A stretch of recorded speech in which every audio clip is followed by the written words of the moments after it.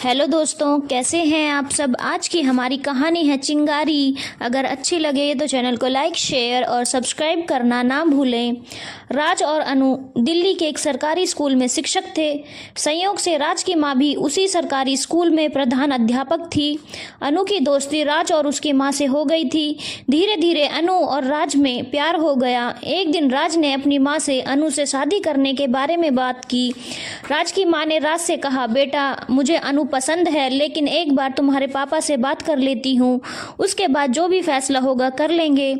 राज के पापा एक बिजनेसमैन थे, तो शाम को जैसे ही अपनी दुकान से घर आए, डिनर के समय राज की शादी की बात राज की माँ ने छेड़ दी।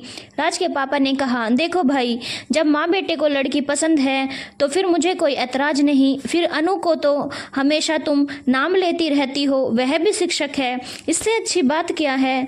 अगले दिन ही राज की माँ ने अनु के माता पिता से अनु का हाथ मांग लिया और कुछ महीने बाद ही अनु बहू बनकर राज के घर में आ चुकी थी।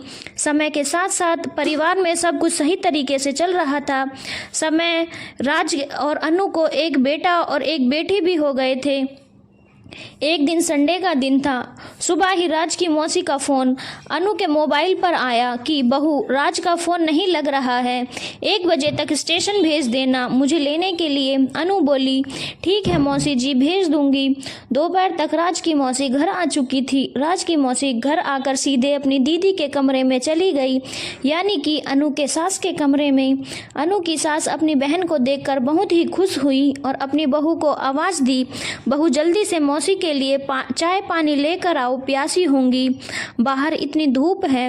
अनु अपने कमरे से ही बोली, जी माँ जी, लेकर आ रही हूँ। अनु को पानी लाने में थोड़ा सा लेट हुआ था। इतनी देर में राज की मौसी ने कहना शुरू कर दिया, दीदी तुम्हारी बहू है या पैसेंजर ट्रेन, इतनी देर हो गई अभी तक एक गिलास पानी नहीं ला पाई। अगर किसी को बहुत जोर से प्यास लगी होगी तो वह तो प्यासा ही मर जाएगा। उतने देर में अनु चाय और पानी लेकर आ गई और मौसी जी के पैर छुए। मौसी जी ने आशीर्वाद दिया, बस बस ठीक है, चलो सदा सुहागन रहो।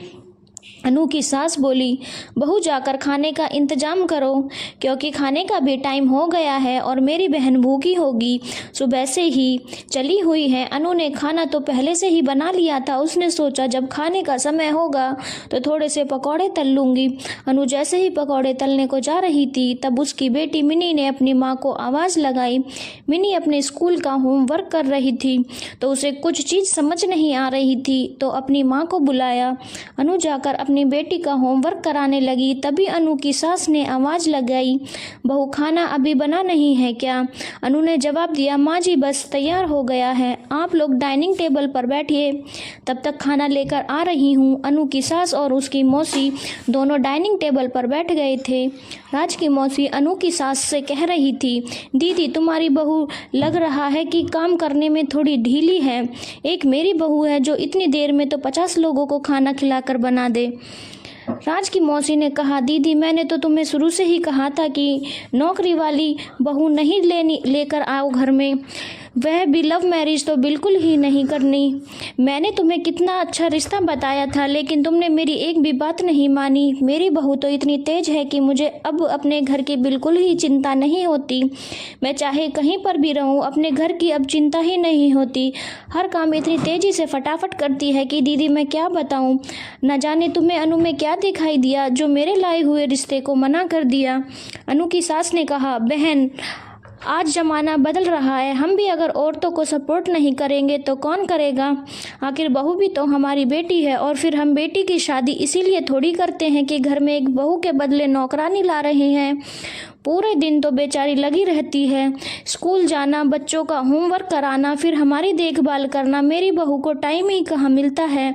अनु की तारीफ करना राज की मौसी को बर्दाश्त नहीं हो रहा था। तभी उन्होंने आवाज़ लगाई, अरे बहू इधर भी आजा, कुछ टाइम हमारे बीच में बैठ जा। पूरे दिन पढ़ाई पढ़ाई, अभी से क्या तुम्हारे बच्चे कलेक्टर बन जाएंगे पढ़ लिख कर।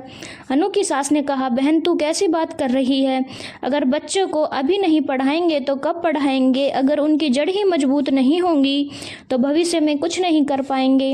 अनु की सास ने तभी कहा, अरे बहन मैं तो तुझे एक बात कहना ही भूल गई, चलो मैं तुझे अपना किचन दिखाती हूँ।